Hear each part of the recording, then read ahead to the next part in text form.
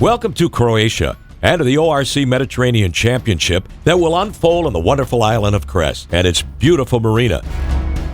What an ideal location to host such a big sailing event.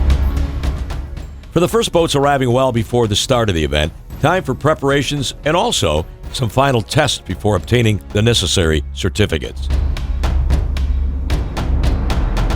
The opening ceremony was about to take place in the heart of the city of Cres, and everybody was in attendance. The presidents of Rijeka Sailing Club and the Primorsko-Goranska County, as well as the Ministry of Maritime Affairs, Transport, and Infrastructure.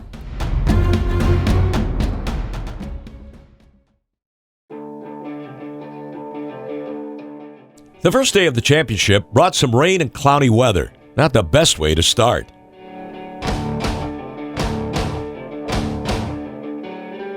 So what does the weather forecast tell us?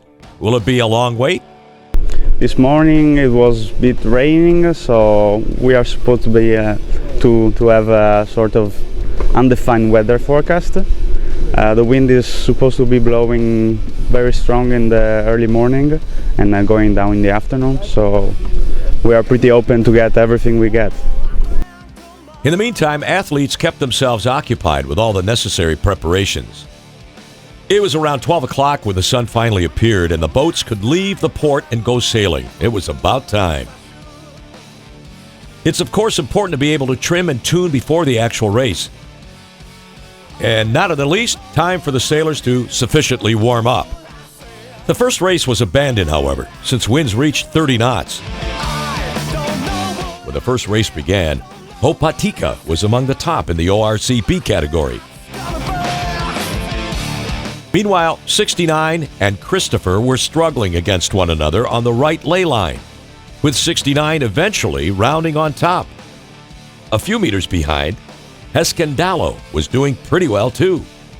And a few places further back, the HEDHE was battling it out with Cuarimato on the rounding. When it came to the ORC A fleet, it was Aguila heading the pack. This TP-52 boat was extremely fast compared with the rest of the boats. Aguila placed themselves on the left side of the race course during upwind, and this gave them the advantage since they sailed the shifts close to the shore and gained a few good meters this way. And after an excellent rounding, now it was time for a really fast downwind. A few meters behind, there were some strong battles taking place between Ono, Audi, and Cabramar.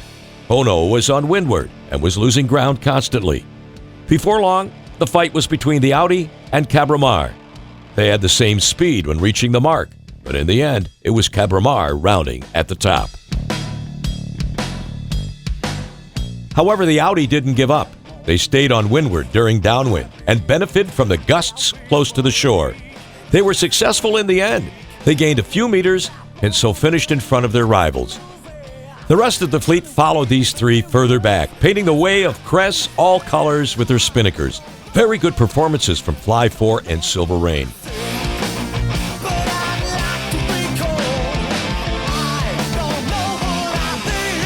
Among those in the second race of the day, Aguila started on the pin end with Fly 4 on windward, but everybody knew the left side was the favorable one.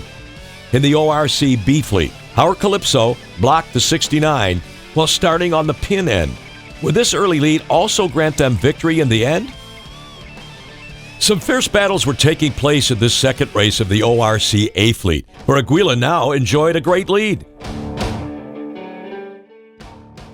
Cabramar in second place and Audi not that far behind. Let's have a quick look at the leaderboard with final results on this first day of the ORC Mediterranean Championship. Cabramar and Aguila are leading the ORC A fleet, while Escandalo is first on the ORC B. Isla Bonita is second. Many races to go until the end. So be sure to join us tomorrow in the Bay of Cres for Day 2.